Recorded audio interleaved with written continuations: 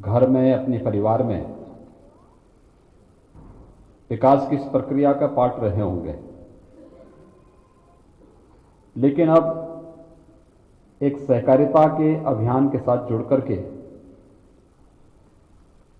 समाज निर्माण और राष्ट्र निर्माण के इस प्रवर्तमान अभियान में इस सहकारी ग्राम विकास बैंक की प्रबंध कार्यकारिणी के साथ जुड़कर के आप उसका हिस्सा बन रहे हैं। आप सबके लिए एक सुखद अनुभूति वाला क्षण है। सहकारिता का आंदोलन विशुद्ध रूप से एक लोकतांत्रिक व्यवस्था पर जुड़ा हुआ अभियान है और इसीलिए हमारी सरकार ने ये निर्णय दिया कि जितनी भी सहकारी संस्थाएं हैं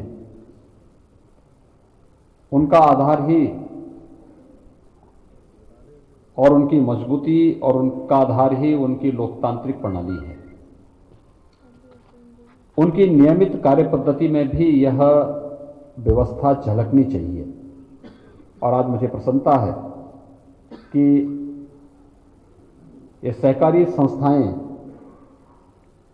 न केवल लोकतांत्रिक पद्धति से कार्य कर पा रही हैं बल्कि उतने ही स्वतंत्र और स्वायत्त होकर के अपनी जिम्मेदारियों का निर्वहन भी करने में लगी हुई हैं।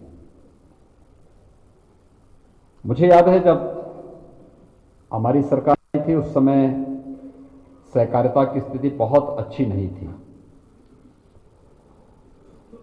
और ये मैं देश के अंदर कुछ बहुत सारे राज्यों को देखता हूं जहां पर सहकारिता आंदोलन ने वहां के किसानों, वहां के सामान्य नागरिकों के जीवन में बहुत बड़ा परिवर्तन किया है। खासतौर पर ग्रामीण अर्थव्यवस्था को मजबूती प्रदान करने में या एमएसएमई सेक्टर में सहकारिता आंदोलन की एक बहुत बड़ी भूमिका है। यह न केवल उस तबके को मजबूती प्रदान कर सकता है बल्कि उसके माध्यम से रोजगार की सृजन और स्वावलंबन का एक नया मार्ग भी प्रशस्त कर सकता है। लेकिन जब हम उत्तर भारत में इस बात की ओर ध्यान तक देते थे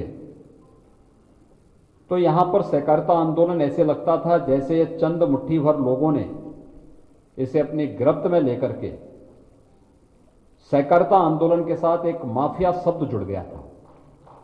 आज वह उससे उभर करके विशुद्ध लोकतांत्रिक पद्धति के साथ जुड़ करके उसकी स्वतंत्र और स्वायत्त कार्य पद्धति को आगे बढ़ाने का जो एक प्रयास सहकारिता विभाग ने किया है,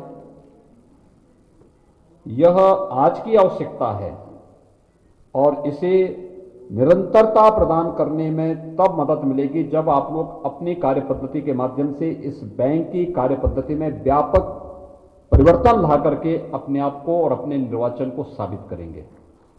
ये एक चुनौती होगी आप सबके सामने, क्योंकि मैं अक्सर देखता हूं कि इस प्रकार की संस्थाओं में एक समय के बाद तो मुख्यमंत्री को आप लखनऊ से सहकारी ग्राम विकास की बैठक में सुन रहे थे। सीधे तस्वीरें आपको लखनऊ से दिखा रहे हैं। फिलहाल उत्तराखंड के इस बुलेटिन में इतना ही। मुझे दीजिए इजाजत। खबरों का सिलसिला आगे भी जारी है। देखते रहिए के न्यूज़ इंडिया।